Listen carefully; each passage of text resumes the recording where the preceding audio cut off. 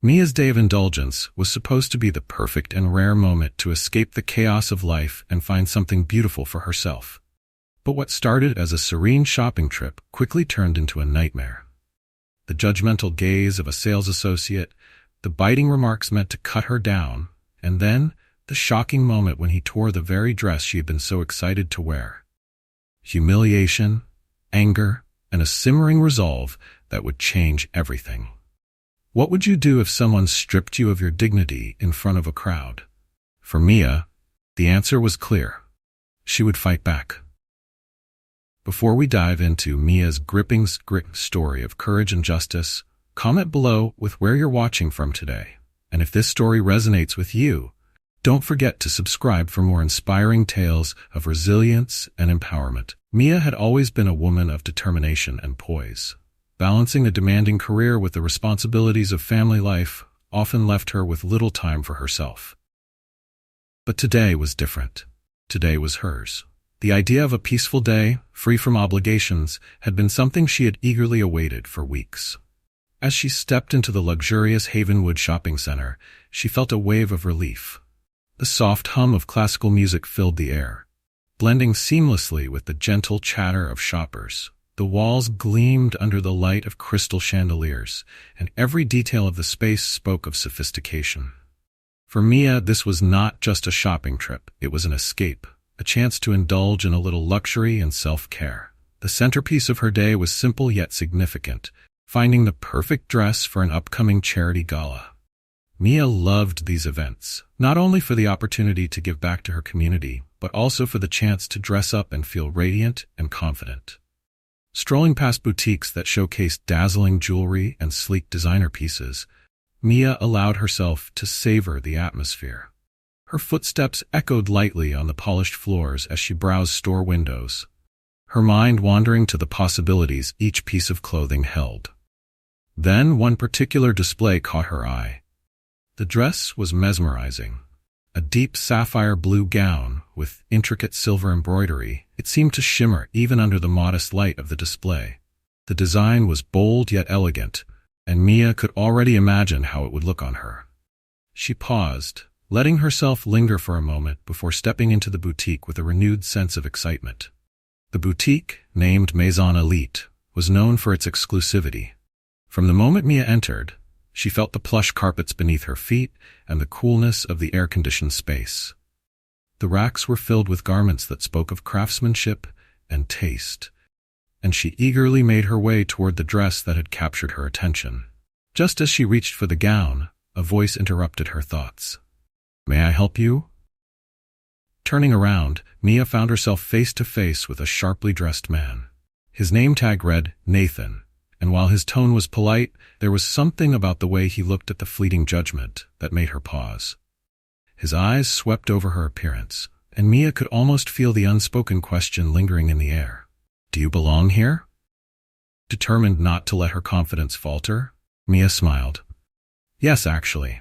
I'd like to try this dress on." She gestured toward the sapphire gown, her tone warm but firm. Nathan's expression didn't shift entirely, but there was a flicker of hesitation. "That's one of our most exclusive pieces," he said, his voice carrying a subtle undercurrent of doubt. "Are you sure it's the right choice for you?" Mia felt a pang of unease. The question wasn't overtly rude, but the implication was clear, yet she refused to let it dampen her mood. Straightening her shoulders, she replied, "Yes, I'm sure. It's exactly what I'm looking for." Nathan's reluctance was evident as he carefully removed the gown from the display and handed it to her. His fingers lingered on the fabric as though reluctant to let it go, and Mia caught a faint sigh escaping his lips. "Right this way," he said, gesturing toward the fitting rooms. Inside the private fitting room, Mia held the dress up against her reflection. It was even more stunning up close. The fabric felt luxurious beneath her fingertips, and as she slipped into the gown, she couldn't help but smile. It fit her perfectly, hugging her figure in all the right places and radiating a sense of elegance that made her feel powerful. She turned from side to side, admiring how the light played off the delicate silver embellishments. For the first time in weeks, she felt a sense of pure joy. This was exactly the moment she had envisioned when she planned her day. A knock at the door disrupted her reverie. "Are you ready to come out?" Nathan's voice came from the other side, impatient and clipped. Mia opened the door and stepped out, her smile still in place. "It's stunning," she said, turning slightly to let the light catch the dress. But Nathan's reaction was not what she had expected. His eyes scanned her with an expression that was no longer masked by politeness. A smirk tugged at the corners of his mouth, and when he finally spoke, his words were laced with sarcasm. "Well, it's certainly bold," he said. "But perhaps not quite suitable." Mia blinked, unsure if she had heard him correctly. "Excuse me?" He shrugged, folding his arms across his chest. "It's just that this is a very exclusive piece. Not everyone can pull it off." There it was again, that subtle but unmistakable condescension. Mia's initial shock gave way to a simmering irritation. She had come here to enjoy herself, to find something special for an important event. Instead, she was being judged by a stranger who didn't even bother to hide his disdain. "I don't think it's your place to decide who can or cannot pull off a dress," she said, her tone firm. Nathan's smirk widened, his gaze turning colder. "Well, I think it's my responsibility to ensure our items go to the right clientele," he said, his words dripping with contempt. Mia's jaw tightened as she stood in the soft lighting of the boutique, the fabric of the dress still hugging her shoulders like armor. Nathan's words echoed in her mind, sharp and biting. She couldn't believe the audacity of this man, speaking to her as though she didn't belong, as though her very presence offended him. Despite the growing anger bubbling within her, Mia maintained her composure. She had dealt with subtle slights and unspoken judgments before, but this was different and bold and deliberate. She wouldn't let him get the satisfaction of rattling her. "Perhaps I need to speak with your manager," Mia said coolly, folding her arms and meeting Nathan's smirk with a steely gaze. "You seem to be struggling with basic professionalism." Nathan raised an eyebrow, feigning amusement. "I assure you, I'm perfectly capable of assisting customers," he replied, though his tone betrayed his irritation. "But, of course, if you'd prefer, I can let my manager know you'd like to discuss wardrobe choices." He spoke as if it were a game, as if her words held no weight, but Mia refused to be dismissed so easily. She stepped closer, her voice calm but firm. "You don't get to decide who's worthy of wearing something," she said, gesturing toward the dress she was wearing. "And you certainly don't get to insult your customers." For a moment, Nathan's smirk faltered. But then, as though fueled by her defiance, his demeanor turned outright hostile. "Well," he said, his voice dripping with mock politeness, "perhaps if you could afford to actually buy it, we wouldn't be having this conversation." The words hung in the air, their venom unmistakable. Mia felt her chest tighten, a mix of anger and disbelief coursing through her. "You don't know anything about me," she replied, her voice rising slightly. "And frankly, I don't owe you any explanation for being here. Now, if you'll excuse me, I'd like to make a purchase." Nathan let out a short, derisive laugh. "A purchase? I don't think so. This isn't a thrift store." The insult hit hard, and Mia felt her cheeks flush. The tension in the room was palpable now, drawing the attention of other shoppers who had begun to glance in their direction. Some whispered among themselves, while others pretended not to notice, their eyes darting away when Mia met their gaze. Still, she refused to back down. "This is unacceptable," Mia said firmly. "You're behaving in a way that's not only unprofessional, but discriminatory. I won't tolerate it." Nathan's eyes narrowed, his smirk disappearing altogether. And then, in a move so shocking that it left Mia momentarily speechless, he reached out and grabbed the delicate fabric of the dress near her shoulder. "Here," he sneered, yanking at the seam with a sudden violent tug. The sound of fabric tearing filled the air. "Maybe this is more your style." Gasps rippled through the boutique as shoppers froze, their faces a mix of horror and disbelief. The once pristine dress now hung loosely around Mia's shoulders, its beauty marred by the jagged tear Nathan had created. Mia stood frozen, her mind struggling to process what had just happened. The humiliation hit her like a wave, crashing over her with brutal force. Her fingers instinctively clutched the torn fabric, holding it in place as her heart pounded in her chest. Nathan stepped back, shrugging nonchalantly as though he'd done nothing wrong. "You're free to leave," he said, his voice dripping with mock courtesy. Perhaps another store would be more accommodating. For a moment, Mia felt paralyzed. The weight of the humiliation was almost too much to bear. She glanced around, noting how no one stepped forward to help her. Some shoppers avoided her gaze altogether, while others watched with morbid curiosity, as if her pain was nothing more than a spectacle. Finally, she found her voice.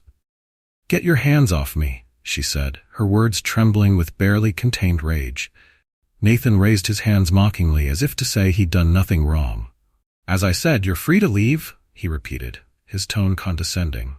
Mia's mind raced as she struggled to regain her composure. This was supposed to be a simple day of indulgence, a chance to find something beautiful for herself. Instead, she had been humiliated and degraded in front of strangers by someone who clearly reveled in his cruelty. With as much dignity as she could muster, Mia adjusted the torn dress around her shoulders and turned toward the exit. Her movements were slow and deliberate, each step an act of defiance against the overwhelming urge to break down. As she reached the boutique's glass doors, she paused, glancing back over her shoulder. Nathan's smirk was still plastered across his face, his satisfaction evident. Mia locked eyes with him, her gaze unwavering despite the sting of humiliation. "This isn't over," she said quietly, her voice steady despite the lump in her throat. And with that, she stepped out of the store, the cool air of the shopping center greeting her like a slap to the face. Outside the boutique, Mia's pace quickened as she sought refuge in a quieter corner of the shopping center. She found an empty bench near a decorative fountain and sank onto it, her hands trembling as she clutched the torn fabric of the dress. Her mind replayed the encounter over and over, each detail sharper and more painful than the last. Nathan's disdainful smirk, the sound of the fabric tearing, the whispers of onlookers who had done nothing but watch. Mia's chest tightened, the weight of the experience pressing down on her like a heavy stone. She felt exposed, vulnerable in a way she hadn't felt in years. Taking a deep breath, she tried to steady herself. This wasn't just about a dress or an unkind sales associate. It was about something deeper, a blatant act of prejudice that had stripped her of her dignity in a place where she had expected to feel safe. As she sat there, her fingers tightening around the torn fabric, a familiar figure emerged from the crowd. Alex. Her husband's tall frame and purposeful stride were unmistakable even from a distance. Relief washed over Mia as she saw him, but it was accompanied by a pang of reluctance. She didn't want him to see her as this, humiliated, vulnerable, and shaken. But Alex's expression shifted the moment he saw her. Concern etched deep lines across his face as he approached, his eyes scanning her for answers. When he saw the torn dress draped over her shoulders, his jaw tightened, and a dark intensity filled his gaze. "Mia," he said softly, kneeling in front of her so they were at eye level. "What happened?" Mia took a shaky breath, the words catching in her throat. "I went into the store," she began, her voice faltering. "And the sales associate, he insulted me. He tore my dress. I don't even know why. He just did it." As she spoke, the memory of Nathan's actions brought a fresh wave of anger. Her voice cracked, but she forced herself to continue. In front of everyone. Alex's hand tightened around hers, his touch steady and reassuring. But his expression was anything but calm. There was a quiet, simmering rage beneath his composed exterior, protective instinct that Mia had seen before. "Where is he?" Alex asked, his voice low and controlled, the calm before the storm. Mia pointed toward the boutique, unable to speak, but to meet his gaze with a mixture of relief and apprehension. Without another word, Alex rose to his feet, his movements deliberate and filled with purpose. As he strode toward the store, Mia felt her heart pound in her chest. This wasn't over. Mia watched as Alex disappeared into the crowd, his back straight and his strides purposeful. A mixture of relief and apprehension churned in her chest. She trusted him completely, his strength and his sense of justice, but she couldn't shake the lingering humiliation that clung to her like the torn fabric on her shoulders. Sitting alone on the bench near the fountain, Mia let her gaze drift across the bustling shopping center. The same space that had felt so vibrant and inviting earlier now felt cold and hostile. Passers-by cast furtive glances her way, some with expressions of sympathy, others with curiosity, but none brave enough to approach. Her mind replayed Nathan's sneering face, his cutting words, and the deliberate way he had torn the dress. It wasn't just the act itself, it was what it represented. To him, she had been less than, someone unworthy of respect, dignity, or even common courtesy. Mia took a deep breath, trying to steady herself, but the lump in her throat refused to go away. This wasn't just about her. It was about everyone who had ever been treated as though they didn't belong. The sound of raised voices pulled her attention back to the boutique. The crowd had thickened around the entrance, shoppers craning their necks to catch a glimpse of the unfolding confrontation. Mia hesitated for a moment, then rose to her feet, her legs still shaky but determined. Inside Maison Elite, Alex's presence was like a storm gathering on the horizon. He stood in the center of the store, his broad shoulders squared and his dark eyes fixed on Nathan, who lingered behind the counter. Nathan's smug demeanor faltered the moment Alex stepped inside.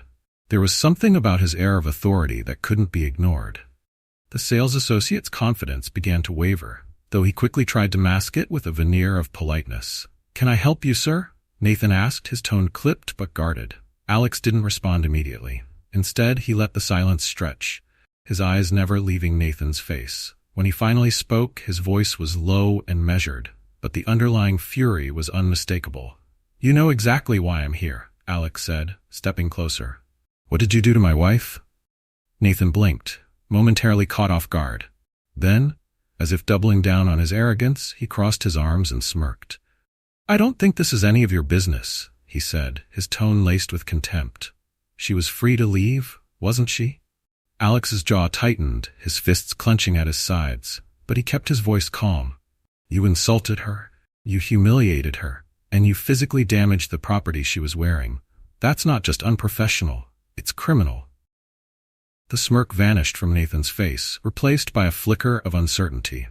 "Look," Nathan said, holding up his hands defensively, "I don't know what she told you, but it was a misunderstanding. These things happen in high-end retail. Sometimes people don't take rejection well." Alex's expression darkened, and his voice dropped lower. "Rejection?" he repeated. "You didn't reject her. You attacked her." By now, the tension in the store was palpable. Other staff members stood frozen behind the counter, their eyes darting between Alex and Nathan. Shoppers lingered near the entrance, some peering cautiously around displays, others pulling out their phones to record. "Sir, I think you should leave," Nathan said, his tone growing more defensive. "We don't need this kind of disruption here." But Alex didn't budge. Instead, he reached into his pocket and pulled out his phone. Without breaking eye contact with Nathan, he dialed a number and brought the phone to his ear. "This is Lieutenant Alex Carter," he said, his voice clear and authoritative. "I need a unit dispatched to Maison Elite at Havenwood Mall. Possible assault and harassment incident. Yes, I'll explain further when you arrive." Nathan's face turned ashen. "Wait, what are you doing?" he stammered, his confidence crumbling. "You can't just—" "I can," Alex interrupted, his tone like steel. "And I will. You crossed a line, and now you're going to answer for it." From where she stood just outside the boutique, Mia could hear fragments of the exchange. Alex's voice carried a weight that made her heart swell with gratitude and pride. But as much as she trusted him to handle the situation, she couldn't ignore the knot of anxiety tightening in her stomach. This wasn't just about her anymore. The scene unfolding inside the store had drawn a crowd, and Mia could feel the weight of their eyes. She was no longer just a shopper. She had become the center of a spectacle, a reluctant symbol of something larger than herself. She took a deep breath and stepped closer to the boutique, the torn dress still draped over her shoulders. As she moved through the crowd, people parted to let her pass, their whispers following her like a trail. When she reached the entrance, she saw Alex standing tall and unyielding, his presence commanding the room. Nathan, on the other hand, looked pale and cornered, his bravado crumbling under the pressure. Mia's chest tightened as she stepped forward, her voice clear and steady despite the emotions threatening to overwhelm her. "Alex," she said softly. He turned immediately, his eyes softening when they met hers. "Are you okay?" he asked, his voice gentle now. Mia nodded, though her throat felt tight. "I'm okay," she replied. "Thank you." Alex reached out and took her hand, giving it a reassuring squeeze. Moments later, the glass doors of the boutique slid open and two uniformed officers entered. Their presence brought a hush over the room, the crowd outside pressing closer to watch. One of the officers, a woman with a commanding presence, approached Alex and nodded respectfully. "Lieutenant Carter," she said, "what's the situation here?" Alex gestured toward Nathan, his expression grim. "This man assaulted my wife, verbally harassed her, and damaged property she was wearing. There are witnesses, and I believe the store's security cameras will corroborate her account."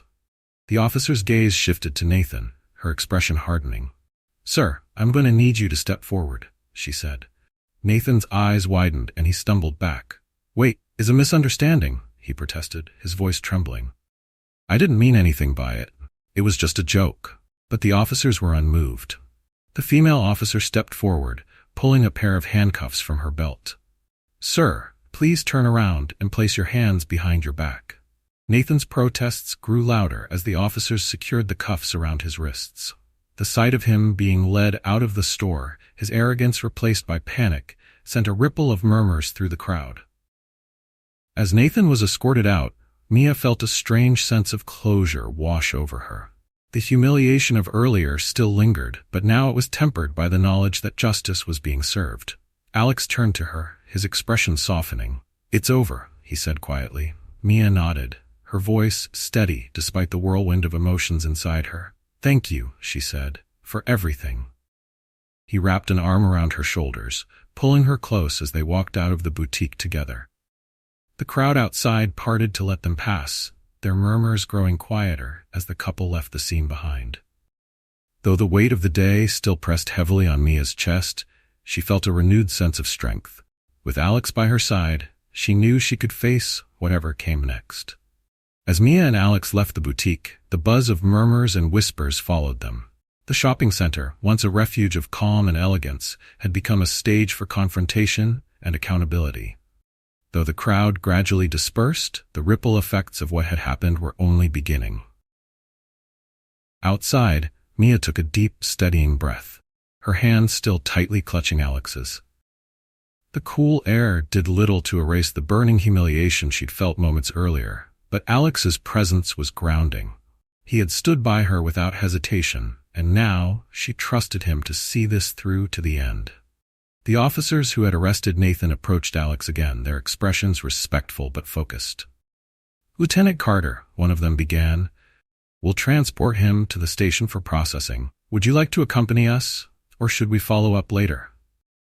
Alex glanced at Mia, silently gauging her state. She gave him a small nod, a signal that she was ready to keep moving forward. "We'll come with you," Alex replied, his tone firm. The ride to the station was a blur for Mia. She sat in the passenger seat of Alex's car, her gaze fixed out the window as the city streets rushed by. Her mind was heavy with the weight of the day's events, the disbelief, the anger, and the overwhelming vulnerability she had felt when Nathan tore her dress. But as she glanced at Alex, his hands steady on the wheel and his jaw set with determination, she felt a flicker of reassurance. Once they arrived at the precinct, Mia was escorted to a quiet room where she could recount her version of the events in detail. Alex stayed with her, his presence a constant source of comfort. A young officer sat across from Mia, his notebook open and his pen poised. "Mrs. Carter," he began, his tone kind but professional, "we'll need a full statement from you about what happened at the boutique. Take your time." Mia nodded, taking a deep breath. "I went to Maison Elite to find a dress for a gala," she began. "I saw a gown in the window, a beautiful sapphire blue piece, and decided to try it on. That's when I first interacted with Nathan, the sales associate." She described the interaction in detail, from his initial coldness to the escalation of his remarks. With each word, she felt herself reliving the encounter. But she pushed through, determined to tell her story. When she reached the part where Nathan tore the dress, her voice faltered slightly, but Alex's reassuring hand on her shoulder helped her continue. "He grabbed the fabric near my shoulder and yanked it," she said, her tone steady despite the emotion welling up inside her. "It wasn't just the fact, it was the way he looked at me like I didn't deserve to be there, like I was beneath him." The officer nodded, his pen moving swiftly across the page. "Thank you, Mrs. Carter," he said when she finished. "Your statement will be crucial in building the case against him. We'll also be reviewing the store's security footage and speaking with witnesses. Mia nodded, her shoulders relaxing slightly. She hadn't realized how much tension she'd been carrying until that moment. In another part of the station, Nathan sat in an interrogation room, his bravado long gone. His hands were cuffed to the metal table in front of him, and a sheen of sweat glistened on his brow. 2 officers entered the room, one of them carrying a file filled with witness statements and initial reports. Nathan shifted uncomfortably in his seat as they sat down across from him. "Mr. Hayes," the senior officer began, his tone measured but firm, "you've been accused of verbal harassment and physical assault against a customer at Maison Elite. We have witness statements, security footage, and a victim's account that aligns with these allegations." Nathan opened his mouth to protest, but the officer held up a hand to silence him. "Before you say anything," the officer continued, "you should know that anything you say can and will be used against you in court. I suggest you choose your words carefully." Nathan's protests came out weak and disjointed. "It was a misunderstanding," he stammered. "She was being difficult, and I didn't mean for it to escalate." The second officer leaned forward, her gaze sharp. "Difficult?" she repeated. "So you thought tearing her dress in front of other customers was an appropriate response?" Nathan flinched, his face flushing. "I was just trying to make a point," he muttered. "She didn't belong in a place like that." The officers exchanged a look, their expressions hardening. While Nathan's interrogation continued, Mia and Alex sat together in the station's lobby. The tension between them had eased slightly, but the weight of the day still hung in the air. "I hate that you had to go through this," Alex said quietly, his hand resting gently on hers. Mia looked at him, her expression thoughtful. "I hate it too," she admitted. "But I'm glad you were there. I don't know what I would have done without you." Alex's gaze softened, and he gave her hand a reassuring squeeze. "You're stronger than you think, Mia," he said, "but no one should have to face this alone." The sound of footsteps drew their attention, and one of the officers approached them with an update. "Mrs. Carter." "Lieutenant Carter," he began, "we've completed the initial questioning. Based on the evidence we've gathered, Mr. Hayes will be charged with harassment and minor assault. We'll also be forwarding the case to the district attorney for further review." Mia nodded, relief washing over her like a wave. It wasn't the end of the ordeal, but it was a step toward justice. As Mia and Alex left the station that evening, the cool night air greeted them like a balm. The city lights sparkled in the distance, their brilliance a stark contrast to the emotional weight of the day. Mia paused on the steps of the precinct, looking out over the cityscape. For the first time since the incident, she allowed herself to take a deep breath and exhale fully. "Are you okay?" Alex asked, his voice soft. Mia turned to him, her expression thoughtful.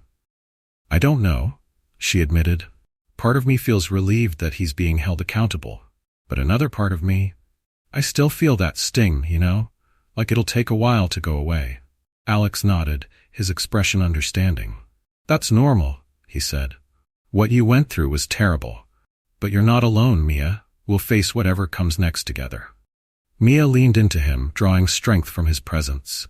As they walked back to their car, hand in hand, Mia felt a flicker of hope. She didn't know what the next steps would look like, but she knew one thing for certain: she wouldn't be silenced, and she wouldn't back down. The following weeks passed in a blur of meetings with lawyers, statements, and preparations for the upcoming trial. For Mia, every step toward the courtroom felt like a small victory, even as it dredged up memories of the humiliating encounter. She had decided early on that she wouldn't let this incident define her, and she also wouldn't let it go unanswered. Alex remained steadfast by her side, his unwavering support a constant source of strength. Together, they navigated the complexities of the legal process, from reviewing witness accounts to confirming that the store's security footage had been submitted as evidence. The footage, as painful as it was for Mia to watch, captured everything: Nathan's condescension, his smirk, and ultimately, the moment he tore the dress from her shoulder. Mia knew the trial wasn't just about her. It was about setting a precedent, about holding people accountable for actions that often went unchecked. Bookmark. The morning of the trial dawned crisp and bright, a stark contrast to the tension Mia felt as she stepped into the courthouse. The imposing building loomed ahead, its stone facade glinting under the morning sun.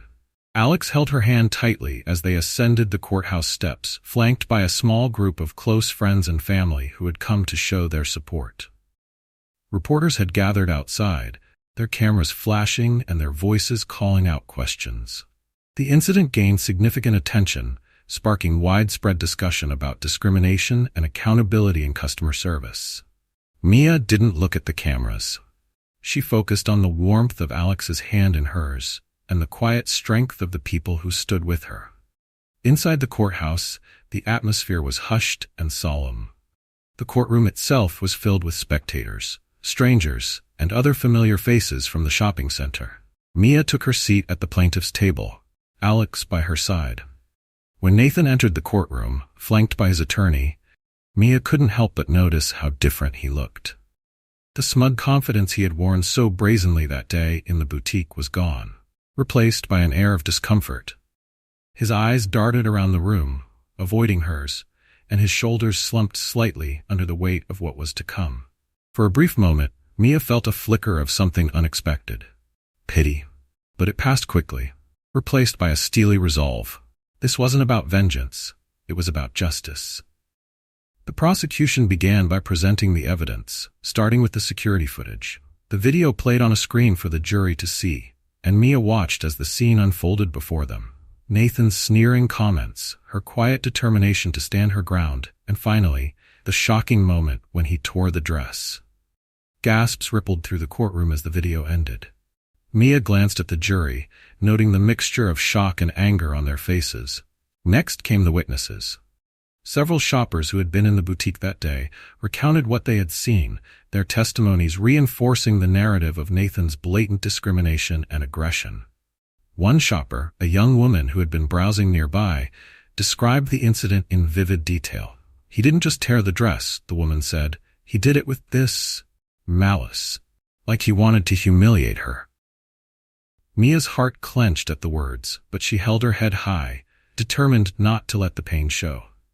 When it was her turn to testify, Mia walked to the stand with measured steps, her posture straight and her expression composed. She took the oath, then sat down, folding her hands in her lap as she faced the jury. The prosecutor approached, his voice gentle but clear. "Mrs. Carter, can you tell the court, in your own words, what happened that day at Maison Elite?" Mia took a deep breath, her eyes briefly flicking to Alex for reassurance. He gave her a small, encouraging nod. "I went to Maison Elite to find a dress for a gala," she began, her voice steady despite the knot in her stomach.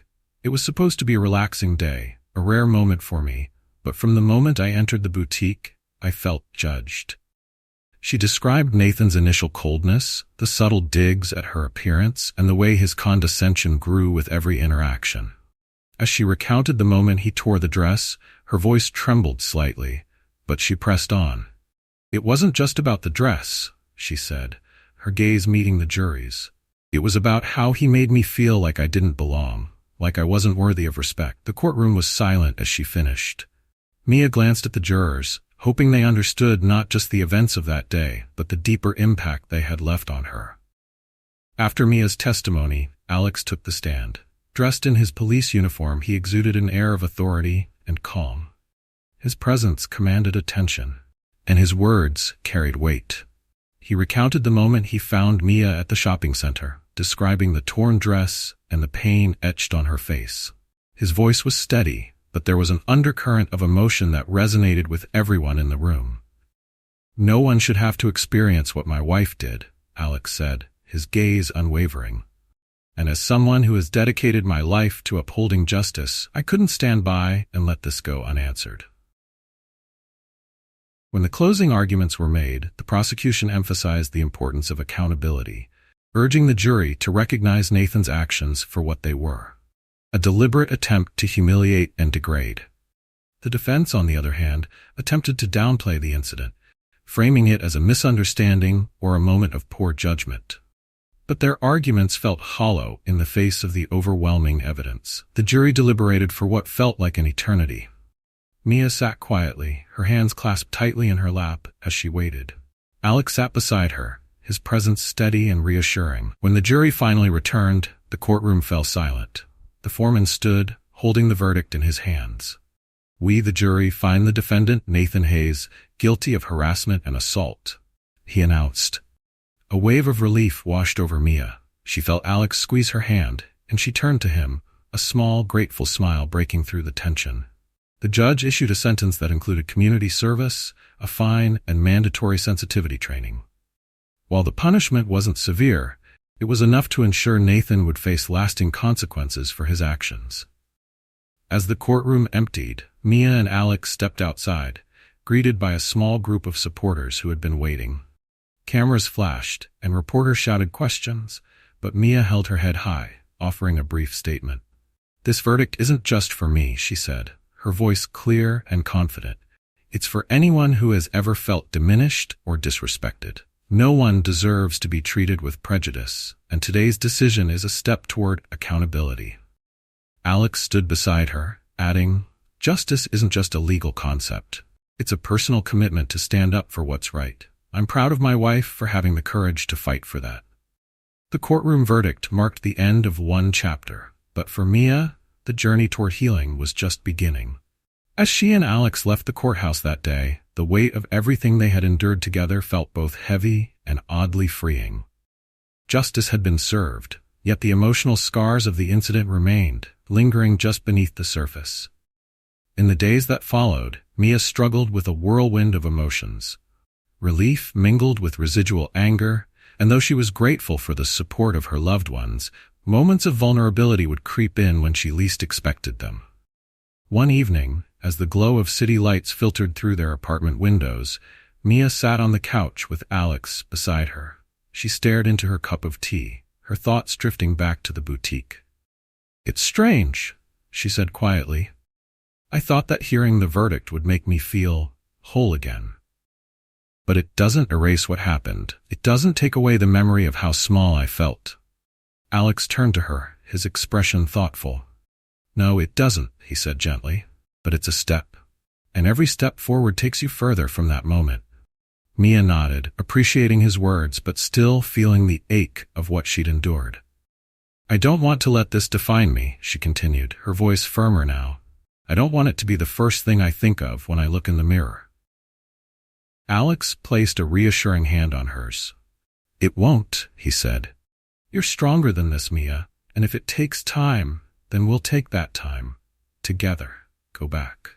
Recognizing how much the ordeal had taken out of them, Alex suggested they take a break from the city chants to escape the reminders and the media buzz that had followed the trial.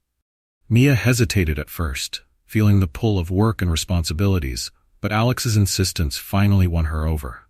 Within a week, they were on a flight to a small coastal town, far from the noise and chaos of their daily lives. As their plane descended, the view of the sparkling ocean stretched out before them, a vast expanse of blue that seemed to promise peace and renewal. Mia felt a small weight lift from her chest as they stepped off the plane, the salty breeze brushing against her face like a balm. Their destination was a secluded beachfront villa, nestled between rolling sand dunes and lush greenery. The sound of the waves greeted them the moment they arrived, a soothing rhythm that seemed to sync with Mia's breathing. "This is perfect," she said softly, turning to Alex. He smiled, slipping an arm around her shoulders. "You deserve this," he replied. "We both do." The days in the coastal town unfolded in a slow, tranquil rhythm. Mia and Alex spent mornings walking along the shore, the sand cool beneath their feet and the ocean stretching endlessly before them. They talked about everything and nothing, their conversations ranging from childhood memories to future dreams. In the afternoons, they lounged on the villa's terrace, the sun warming their skin as they sipped lemonade and read books they'd been meaning to get to for months. For Mia, the simplicity of these moments was a revelation. It reminded her that healing didn't always have to be dramatic or instantaneous. Sometimes it was in the quiet, steady rhythm of waves, the gentle touch of a loved one's hand, that she found herself again. One evening, as they watched the sun dip below the horizon, painting the sky in shades of pink and gold, Mia turned to Alex with a thoughtful expression. "Thank you," she said, her voice filled with gratitude. "For what?" he asked, though the look in his eyes told her he already knew. "For being there," she replied. "For standing up for me when I couldn't. For reminding me that I'm not alone."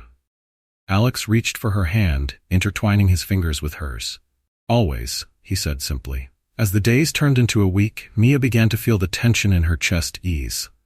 The constant replay of Nathan's sneering face and the tearing of the dress started to fade, replaced by memories of laughter with Alex, the taste of salt on her lips after a swim, and the soothing sound of the ocean at night.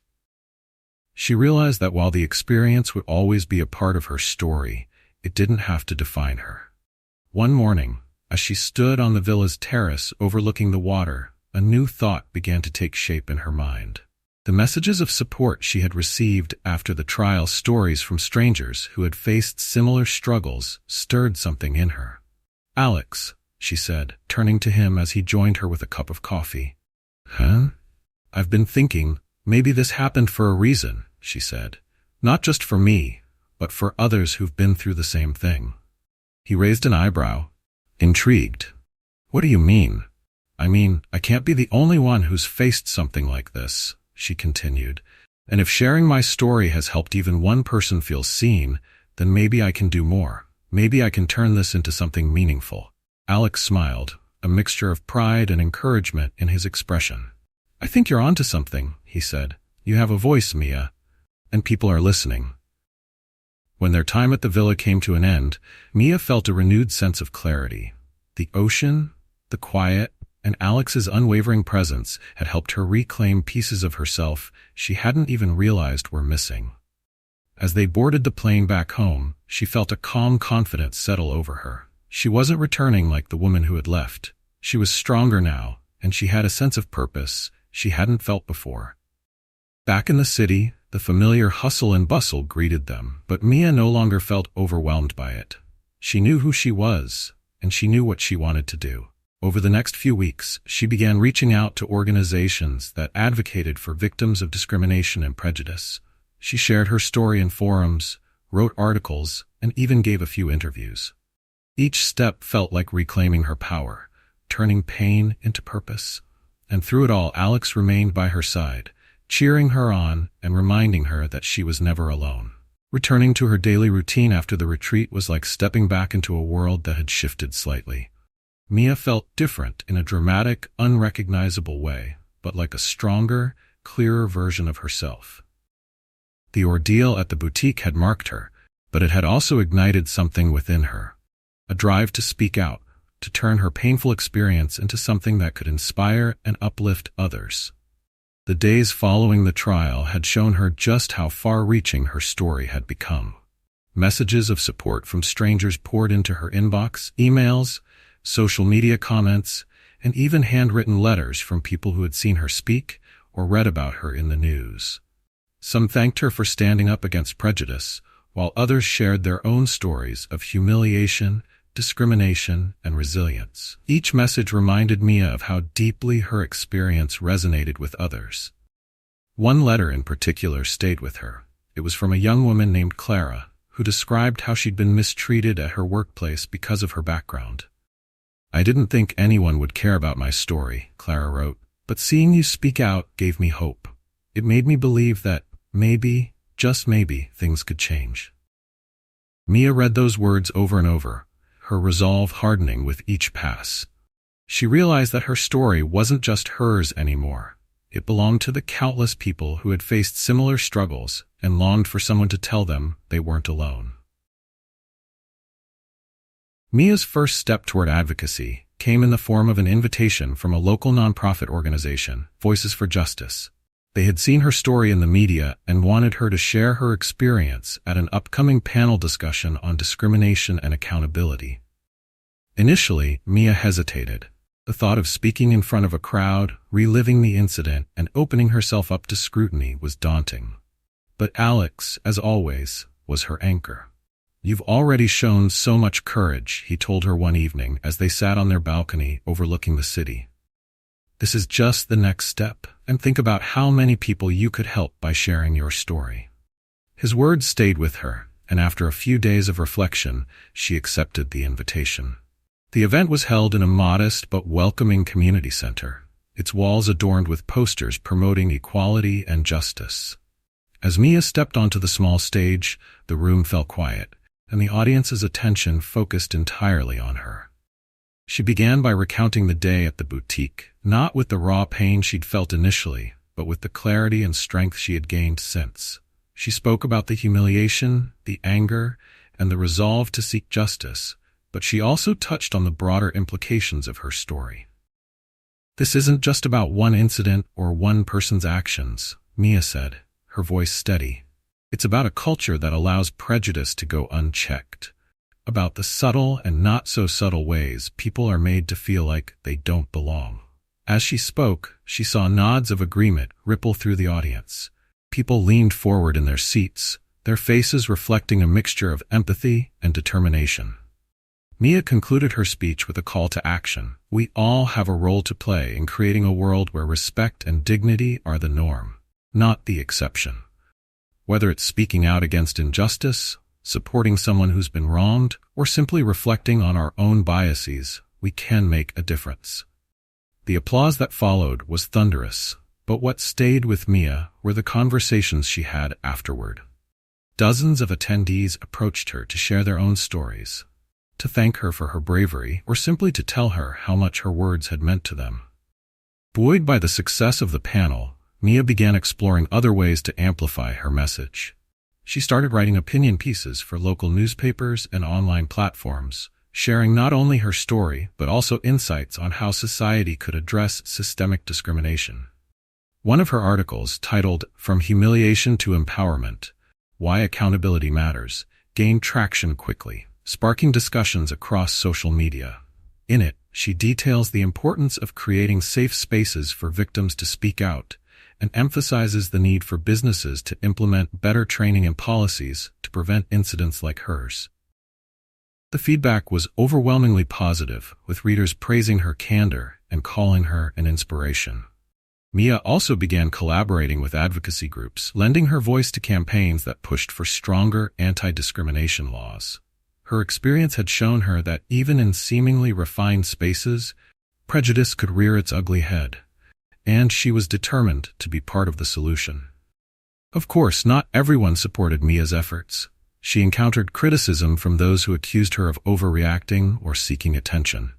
Trolls on social media questioned her motives, some even defending Nathan's actions as a simple misunderstanding. At first, the negativity stung, but Alex reminded her of an important truth. "The fact that you're facing pushback means you're making an impact," he said. "Change doesn't come easy, Mia, but you're strong enough to see this through." His words gave her the strength to push forward, focusing on the positive impact she was making rather than the voices trying to tear her down. As months passed, Mia's advocacy work began to take on a life of its own.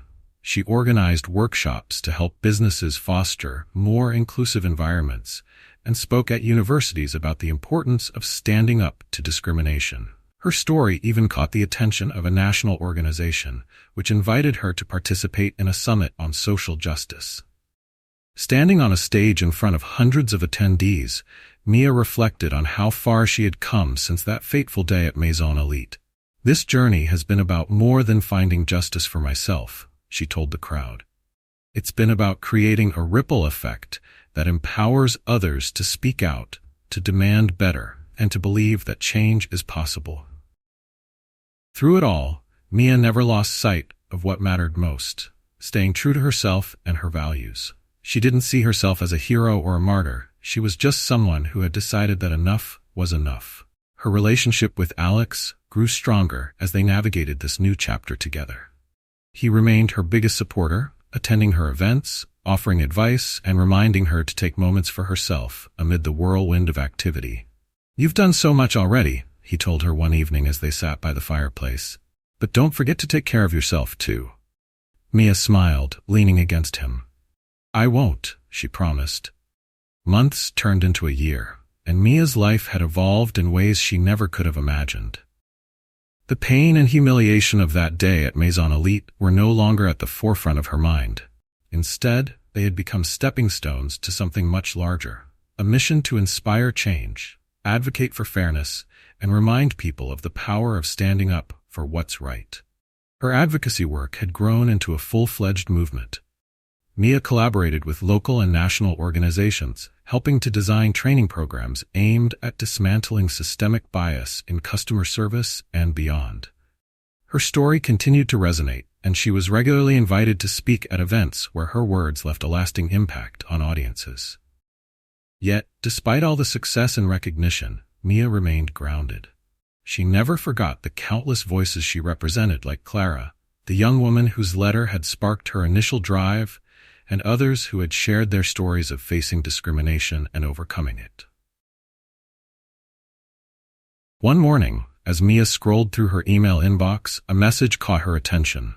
It was from Maison Elite, the boutique where everything had started. The email came from the company's regional director, offering an apology for the way she had been treated and detailing the steps they had taken to ensure such incidents wouldn't happen again. The boutique had implemented mandatory sensitivity training for all employees, updated their hiring practices, and established a hotline for reporting discriminatory behavior. Mia read the message twice, letting the words sink in. She didn't feel the satisfaction of vindication. She felt something deeper. Change was happening. That evening, she shared the email with Alex as they sat at the dinner table. "What do you think?" she asked, sliding her phone across to him. Alex read the email, his brow furrowing in concentration. When he finished, he set the phone down and looked at Mia. "I think it's a step," he said. "But the real change happened because of you. You didn't just let this go, Mia. You held them accountable, and now they're finally doing something about it." Mia nodded, feeling a quiet sense of pride. "I guess it's proof that even small actions can make a difference," she said. One night, as Mia and Alex sat on their balcony overlooking the city, she reflected on how far they had come. The soft hum of the city below was a comforting backdrop to their quiet conversation. "Do you remember how scared I was to speak up at first?" Mia asked, her voice tinged with wonder. Alex smiled, wrapping an arm around her shoulders. "I do. But you did it anyway. That's what matters." Mia leaned into him, her gaze fixed on the distant skyline. "It's strange," she said. "I never thought something so painful could lead to something so meaningful." Alex nodded. "Life has a way of surprising us like that. You turned something ugly into something beautiful, Mia, and that's something to be proud of." A few weeks later, Mia was invited to give a keynote speech at a national conference on equity and inclusion. It was the largest audience she had ever addressed, and the weight of the moment wasn't lost on her. Standing on the stage, the spotlight warm against her skin, Mia looked out at the sea of faces before her. She took a deep breath, letting the silence stretch for a moment before speaking. "Thank you for being here," she began, her voice calm but resolute. "When I look back at where my journey began, it's hard to believe I'm standing here today. A year ago, I was just someone trying to enjoy a simple shopping trip moment for myself. What I got instead was an experience that reminded me how much work we still have to do as a society." She paused, her gaze sweeping the audience. "But this isn't just my story. It's the story of so many people who have faced discrimination, prejudice, and indignity. It's the story of those who have been told they don't belong, who have been judged for things beyond their control. And it's a story of resilience, of standing up and saying, 'Enough.'" The room was silent, the audience hanging on her every word. "I've learned that change doesn't come easily," Mia continued. "It requires courage not just from individuals, but from communities, businesses, and leaders who are willing to acknowledge their flaws and work to correct them. It's not about being perfect. It's about being better." She concluded her speech with a call to action, her voice filled with determination. "My hope is that my story inspires you not to see me as a hero, but to see yourself as someone who can make a difference. Because change starts with all of us. It starts with our willingness to listen, to learn, and to act." The applause that followed was overwhelming, a powerful testament to the impact of her words. As Mia stepped off the stage, she was met with a flood of handshakes, hugs, and words of encouragement. But what stayed with her most were the quiet thank yous, the whispered words from people who saw themselves in her story. When she reunited with Alex in the audience, his proud smile said everything she needed to hear. "You were incredible," he said, pulling her into a hug. Mia smiled, her heart full. "We were incredible," she replied. As they walked out of the conference together, hand in hand, Mia felt a profound sense of peace. She knew the journey wasn't over. There will always be more work to do, more voices to amplify, and more barriers to break down. But for the first time in a long time, she felt ready. Back at home, Mia sat by the window, looking out at the city lights. Her mind wandered to the people who had reached out to her over the months, the audience members, and the countless strangers who had shared their stories. She realized that the most powerful part of her journey wasn't the speeches or the headlines. It was the connections she had made, the knowledge that her story had helped others find their voice. Mia closed her eyes, a smile playing on her lips. She had faced humiliation, pain, and doubt, but she had also found courage, resilience, and purpose. With Alex by her side and a world of possibilities ahead, she knew this was only the beginning. Mia's journey is a reminder that even in the face of humiliation and injustice, resilience and determination can pave the way for change. Her story wasn't just about seeking justice for herself. It was about standing up against prejudice and becoming a voice for those who have faced similar struggles. Through her courage, Mia transformed her pain into a platform for advocacy, showing that even the most difficult moments can lead to something meaningful. As we reflect on her experience, we're reminded of the importance of empathy, accountability, and the power of speaking out. It's not just about confronting the wrongs we face, but also about inspiring others to believe in their own strength to do the same.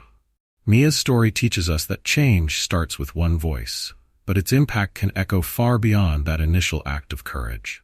So as you think about her journey, ask yourself, what role can you play in creating a kinder, more just world? It might be standing up for someone in need, challenging biases, or simply spreading the message that everyone deserves dignity and respect. If this story moves you, we'd love to hear from you. Comment below with 1 if you found the story inspiring, or type 2 if it deeply resonated with you. And don't stop there, share your own stories with us. Have you faced a moment of injustice or risen above a challenge? We want to know how you found your voice. Don't forget to subscribe to our channel so you won't miss the inspiring stories we share next. Let us know your thoughts on Mia's journey in the comments below. Together, we can build a community that uplifts, supports, and empowers each other.